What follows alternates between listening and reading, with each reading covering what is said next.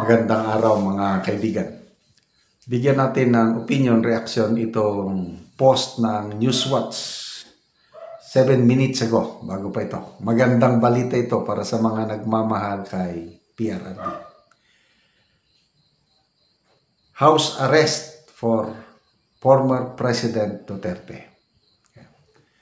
Senator Alan Peter Cayetano is urging the Senate to call on the government to pursue the interim release of former President Rodrigo Duterte, including negotiating with the International Criminal Court to place him under house arrest or a similar arrangement within the Philippine Embassy in The Hague, Netherlands. Okay, so medyo maganda ito. Ito, may inattach na draft ng Senate Resolution 20th Congress na ito introduced by Senator Alan Peter Cayetano. Resolution expressing the sense of the Senate to urge the Philippines to advocate before the International Criminal Court for the interim release of former President Rodrigo Roa Duterte, including inter alia, entering into an arrangement with the ICC to receive custody of PRRD in a form of house arrest or modified house arrest or any other appropriate arrangement in the premises of the Philippine Embassy in The Hague, Netherlands. Whereas, ito, maraming whereas, wag ko na lang isa-isahin yung whereas Punta na tayo sa, therefore, yung last part.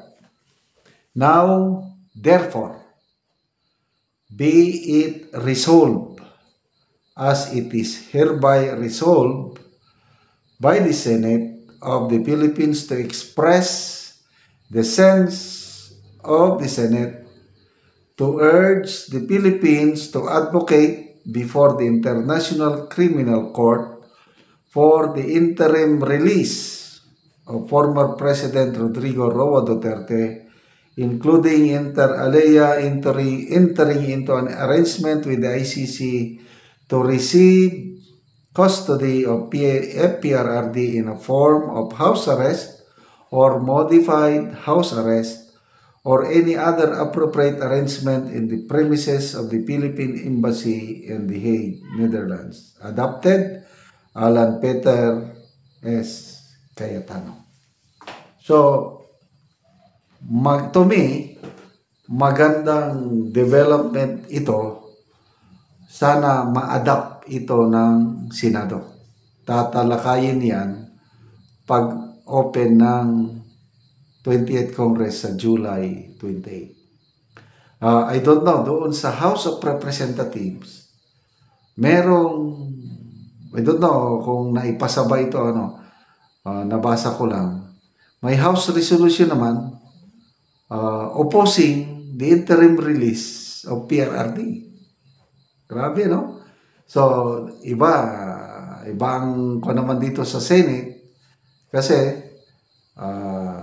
pag ma-adapt ito, maganda ito dahil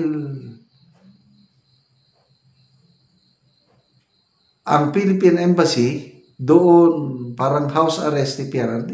So, kung alanganin yung interim release ni PRRD, although hindi pa ito hintayin natin ang desisyon.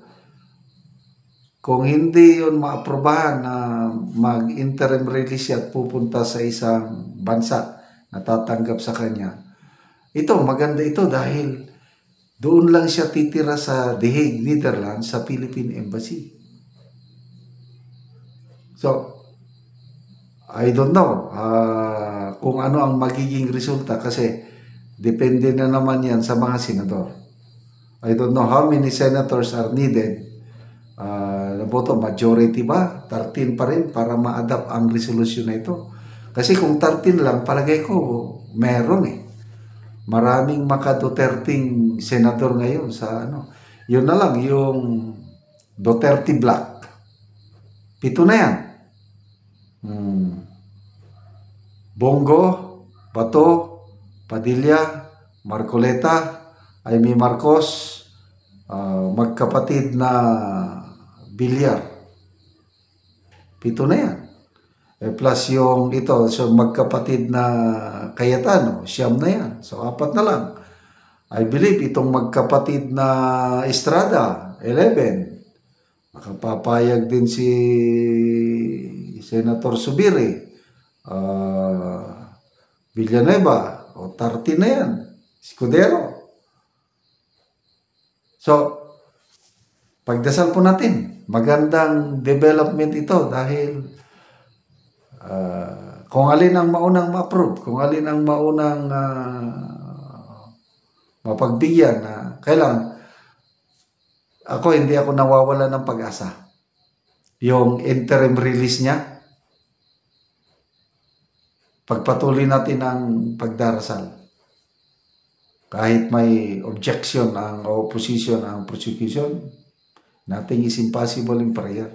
Pinaka-the best answered prayers natin pag makalabas siya, yung interim release. Or ito kaya, palagay ko makakapasa ito sa Senado, ma-adapt ito. But hindi na ako makasure kung ano ang, kasi ang mag-coordinate yung executive, presidente, DFA. So kung silang mag-aksyon, I don't know. But walang imposible sa dasal. Kanina may narinig akong speech ni Mayor Baste na kahit daw si PRRD nagbibigay na ng huling habilin, ano daw, huwag tayong mag-give up, sabi niya. Sabi ko, wow, galing naman ito. Kung ano daw yung pinaglaban ni PRRD, dapat tayo, we will push harder. Paglaban natin ng mas matindi para hindi masayang yung sakripisyo ni Tatay Digong, which is correct. Kaya, let's be optimistic. May magandang pangyayari at makakauwi sa atin bansa si Tatay Digong on or before 2028, yung yung masasaksihan niya yung pagbalik ng mga Duterte sa Malacanang, pag-upo ni BP Inday Sara sa Malacanang. Okay, salamat mga kaibigan sa inyong pagsubaybay sa ating channel. Nakakatulong kayo ng maigi sa Tribong Talandig dahil ang sweldo natin sa channel na ito is pantulong natin dito sa tribo. Namimigay tayo ng mga libreng yero at pako para makapagpatayo ng mas maayos na tirahan ang Tribong Talandig. Panoorin nyo ang video na ito. Ang natabangan na maugsin. So mag-atop na yun niya siya karon.